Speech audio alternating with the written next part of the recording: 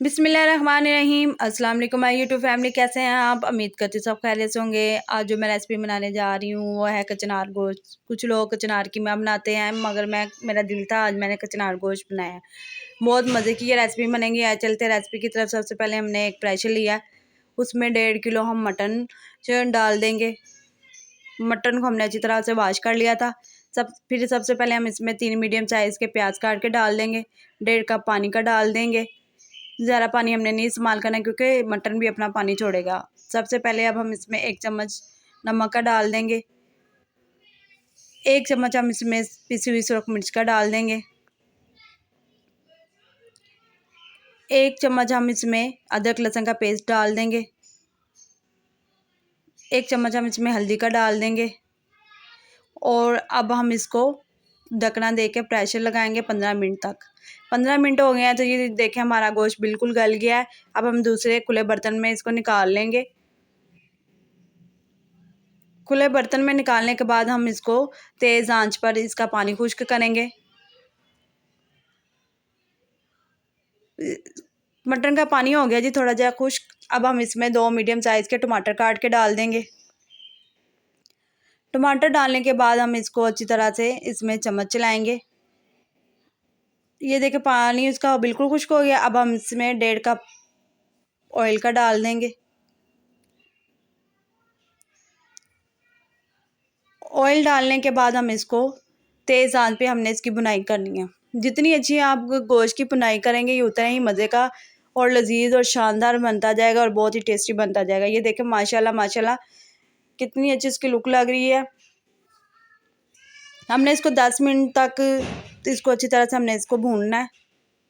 अच्छी तरह से भूनना है हमने अच्छी तरह से हमने इसकी बुनाई करनी है। जितना हम इसको भुनेंगे ये उतना ही मज़े का बनता जाएगा। माशाल्लाह माशाल्लाह देखिए गोश्त ने अपना ऑयल छोड़ दिया, ये भुना गया। अब हम इसमें 1 किलो कचनार डाल देंगे। कचनार को हमने अच्छी तरह से वॉश कर लिया था। कचनार को असल पकाने का ये तरीका है कि कचनार को आप जितना ही ज़्यादा भुनेंगे ये उतने ही मज़े की बनती जाएगी। इसमें जो खुशबू आती है वो बिल्कुल ख़त्म हो जाएगी। हमने इसको 10 मिनट तक अच्छी तरह से भूनना है। अच्छी तरह से हमने इसकी बुनाई करनी है। इसमें वक्फे वक्फे से चम्मच हम चलाते जाएंगे। चम्मच चलाने के बाद अब हम इसमें 1.5 कप जो दही का डाल देंगे। दही को हमने अच्छी तरह से फेंट लिया था। दही को फेंटने से ये है कि ये अच्छी तरह से मिक्स हो जाएगा। अगर आप वैसे दही डालेंगी तो इसमें गुठलियाँ बन जाएंगी, बस जल्दी मिक्स नहीं होगा। हम अच्छी तरह से इसको मिक्स करेंगे। अच्छी तरह से मिक्स करके फिर हम तकरीबन इसको 5 मिनट तक इसको पकाएंगे। ढकना दे के इसको हम पकाएंगे ताकि ये जो दही ने अपना पानी छोड़ा था वो बिल्कुल खुश्क हो जाए। लेकिन जी 5 मिनट हो गए हैं, ढकना मैंने उठा के देखा तो माशाल्लाह पानी खुश्क हो गया और माशाल्लाह माशाल्लाह देखिए कितनी अच्छी और कितनी मज़े की लग रही है। अब मेरे तरीके से आप ये कचनार गोश्त बनाएंगी तो सब आपके फैमिली वाले आपकी बहुत तारीफ़ करेंगे और बहुत ही ये मज़े की बनी है, बहुत ही ये टेस्टी बनी है। लास्ट में जो हम मसाले इसमें ऐड करेंगे वो हम 1/2 टेबल स्पून इसमें दागन मिर्च का इस्तेमाल करेंगे। 1/2 टेबल स्पून हम इसमें पिसा हुआ गरम मसाला ऐड करेंगे। 1 चम्मच हम इसमें पिसा हुआ गरम धनिया का ऐड करेंगे। इन सब मसालों को डालने के बाद हम इसको अच्छी तरह से मिक्स करेंगे और 1-2 सेकंड के लिए इसको हम अच्छी तरह से भूनेंगे ताकि ये जो मसाले अच्छी तरह से कचनार गोश्त में मिक्स हो जाए। ये देखिए जी माशाल्लाह हमने चम्मच चलाने के बाद अच्छी तरह से मिक्स कर लिया है और ये देखिए हमारी कचनार गोश्त बिल्कुल रेडी हो गया और उसने देखिए माशाल्लाह अपना ऑयल छोड़ दिया है।